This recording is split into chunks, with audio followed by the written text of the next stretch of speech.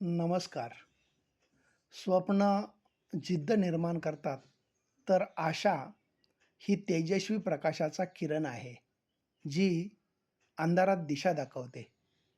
आशेच्या शक्तीवर विश्वास ठेवणाऱ्यास योग्य मार्ग सापडतोच. जीवनात वेगापेक्षा दिशा महत्त्वाची आहे. जर दिशा योग्य नसेल, तर वेगाचा काहीच उपयोग नाही. आयुष्य असतं जगण्यासाठी, जगणं असतं शिकण्यासाठी. आपण मात्र शिकत असतो पुन्हा पुन्हा चुकण्यासाठी. आयुष्यात कानांपेक्षा अधिक विश्वास आपल्या डोळ्यांवर ठेवा.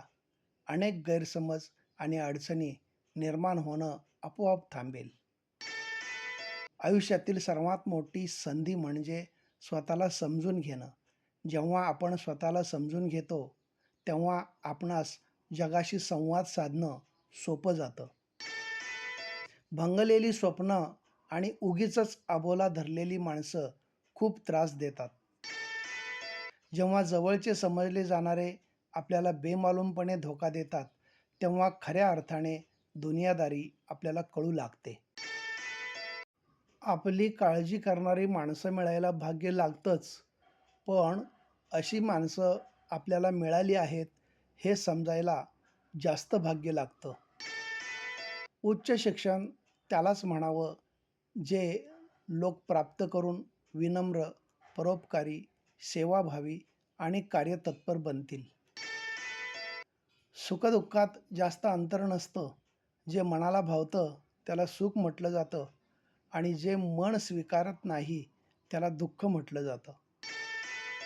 ज्या मनुष्याला वेदनांचे ओझे असतानाही हसतमुख राहता येतं, त्याच्यासारखा सहनशील आणि अभिनय सम्राट या जगात दुसरा कोणीच नसतो.